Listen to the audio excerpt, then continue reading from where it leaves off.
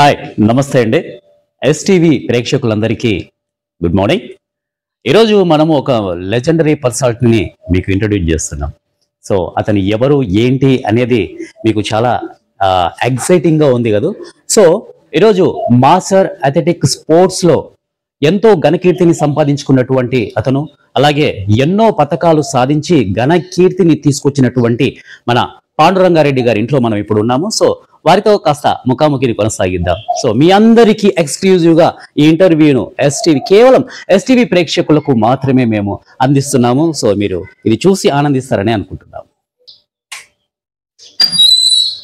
నమస్తే సార్. నమస్తే. ఎలా ఉన్నారు sir? Happy. Please come sir. Okay sir, please.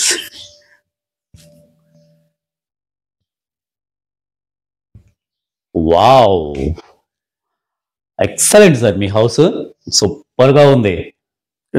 ఇంత కళాత్మకంగా మీరు హౌస్ నే రూపొందించారు అంటే మీ మనసు కూడా ఎంతో కళాత్మకంగా ఉంటుంది. మీరు కళాత్మకంగా ఉన్నారు. సో మీరు యాక్చువల్ గా స్పోర్ట్స్ దాంట్లో కోటాలో మీరు ఎన్నో పథకాలు సాధించారు, ఎంతో ఘనకీర్తిని సంపాదించుకున్నారు అనేది మనందరికీ తెలుసు. సో కేవలం మనం ఈరోజు మీ స్పోర్ట్స్ లో వచ్చినటువంటి పథకాలు, మీకు సాధించినటువంటి పథకాల గురించి మనం చర్చించుకుందాం. అలాగే కేవలం మా ఎస్టీవీ ప్రేక్షకులకు మాత్రం ఇది చాలా కనువిందుగా ఉంటుంది, చాలా ఆనందిస్తారు మీ ప్రోగ్రామ్ చూసి అనేది మా నమ్మకం. సో మీరు సాధించినటువంటి ఆ ఘనకీర్తిని ఒక్కసారి మా ప్రేక్షకులకు వివరించాలి. అలాగే ఈ పథకాల గురించి కూడా మనం తెలుసుకునే ప్రయత్నం చేద్దాం. Okay sir. సార్ దిస్ వచ్చేసి మెడల్ వచ్చేసి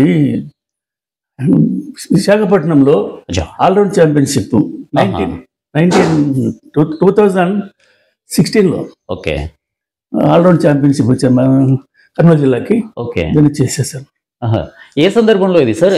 యాక్చువల్ గా వైజాగ్ లో ఇది తీసుకున్నారు అంటున్నారు కదా. సో ఏ సందర్భంలో? స్టేట్ మీట్ లో సార్, వైజాగ్ స్టేట్ మీట్ లో ఆల్రౌండ్ ఛాంపియన్షిప్ లో మాకు rice. Very nice sir.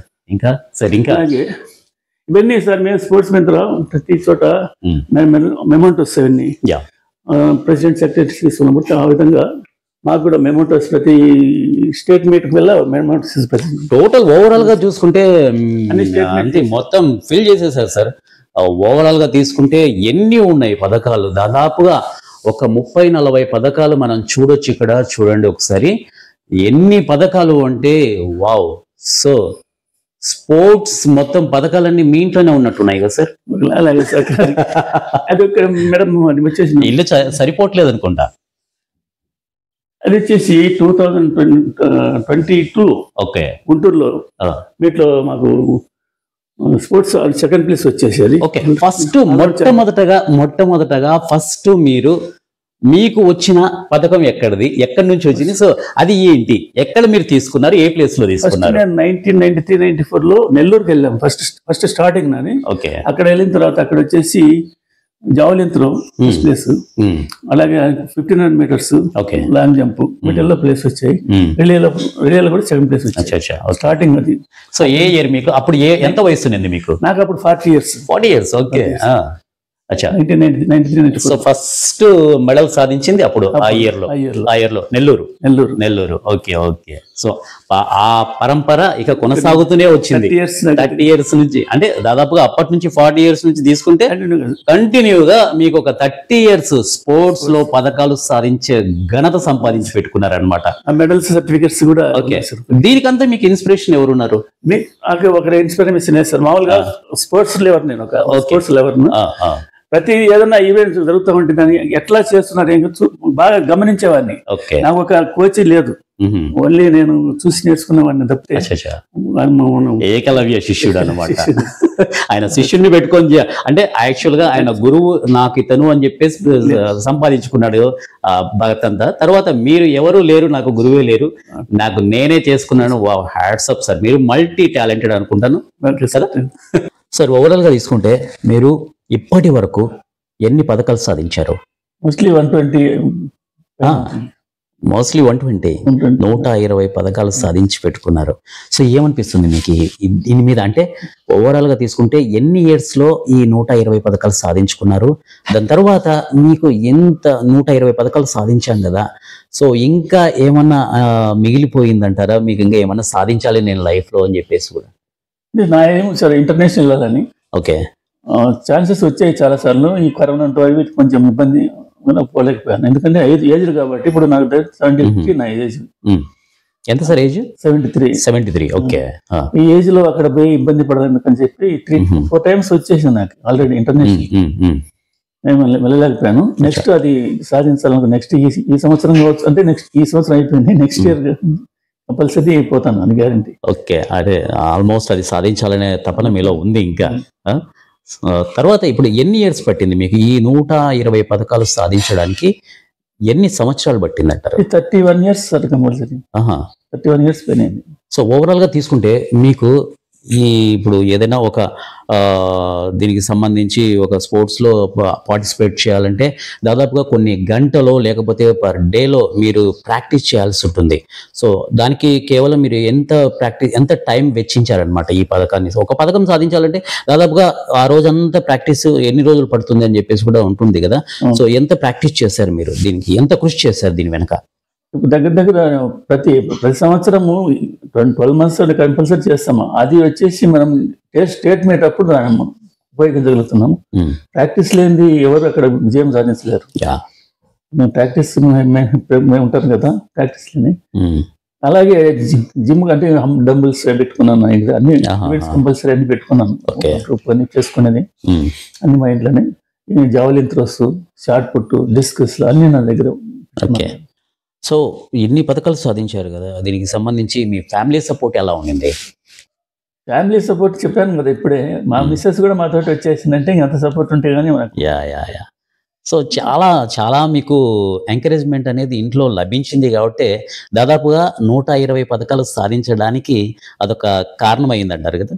Definite గా వాళ్ళకి ఇష్టం లేకపోతే ఈ షార్ట్ పుట్, జావలిన్ త్రో అన్ని తీసుకొచ్చి వాళ్ళకి అడ్డమని చెప్తారు. ఈ అడ్డం ఇక్కడ చెప్పేవాళ్ళు కదా. సో ఒక పక్క మీరు పోలీస్ డిపార్ట్మెంట్ లో వర్క్ చేస్తూ సో ఇంత 120 పథకాలు సాధించి పెట్టుకున్నారు కదా మీరు. మరి సో ఆ టైంలో మీ పై ఆఫీసర్స్ నుంచి ఎటువంటి రిస్ట్రిక్షన్స్ కానీ ఏంటి కానీ మీకు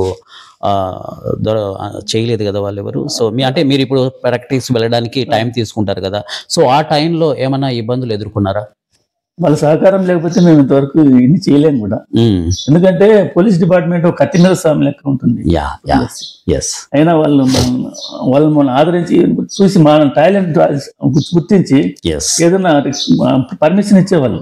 ఏదైనా ముందుగానే నీకు ఉంది కదా, నువ్వు ముందు పక్కకి వెళ్ళేసి ప్రాక్టీస్ చేసుకోవాలి అని వాళ్ళు సహకరించబట్టి ఈ రోజు నేను ఇంతవరకు సాధించగలిగాను. 120 పథకాలు సాధించి పెట్టుకున్నారు. ఏమనిపిస్తుంది సార్ మీకు 120 పథకాలు వచ్చినాయి అంటే? నాకు ముఖ్యంగా మీరు అంటే యాక్చువల్గా ఈ పోలీస్ డిపార్ట్మెంట్ నుంచి మీరు ఎప్పుడు రిటైర్డ్ అయ్యారు? 2012 January 31st రిటైర్డ్ చేసి దగ్గర ఇప్పటికి 13 years కంప్లీట్ అవుతుంది రేపు జనవరి. యాక్చువల్ 13 years కంప్లీట్ అవుతుంది. 13 years 13 years కంప్లీటెడ్. సో మీరు రిటైర్డ్ అయిన తర్వాత కూడా ఈ స్పోర్ట్స్ మీద మీరు ఏకాగ్రత అనేది ఇంకా అలానే కొనసాగిస్తూనే ఉన్నారా? ఆ ఏకాగ్రత ఉంది కాబట్టి చేయగలుగుతున్నాము. ముఖ్యంగా చెప్పాను, నేను ఒక స్పోర్ట్స్ లవర్ని. చేసేది చాలా మందికి నేను ప్రాక్టీస్ నేను నాతో పాటు వాళ్ళు కూడా చేసి చాలా మంది ఉద్యోగం పోలీస్ ఎస్ఐలు ఇప్పుడు సీఏలు చేస్తున్నారు చాలా మంది. ఓకే సార్, ఇప్పటికీ మీరు 13 years అయింది రిటైర్డ్ అయిపోయి. సో ఈ టైంలో అంటే దాని తర్వాత ఈ టైంలో ఎన్ని పథకాలు సాధించుకున్నారు?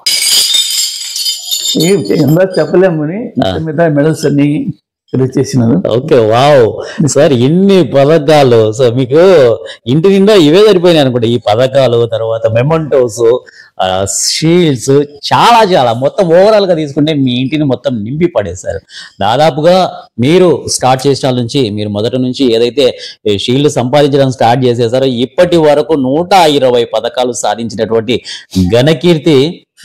హ్యాట్స్ ఆఫ్ సార్ మీకు. రియల్ గా మల్టీ టాలెంటెడ్ పర్సన్ అనడానికి ఇదొక తార్కాణం కాదంటారా? Correct sir. మన వాళ్ళు కూడా చూసి దీన్ని ఎక్స్పీరియన్స్ వాళ్ళ కోసం ఇది అలాగే దాచిపెట్టాను, వాళ్ళకి చూపించని. ఓకే, వాళ్ళకి కూడా చేసి ఇప్పుడు ఈ రోజు మా మనవరాలు అక్కడ హైదరాబాద్ లో అమ్మాయి 6th class, అక్కడ కూడా స్పోర్ట్స్ లో పార్టిసిపేట్ చేసి అమ్మాయి కూడా మెడల్స్ కొట్టేసింది. Okay, very nice sir.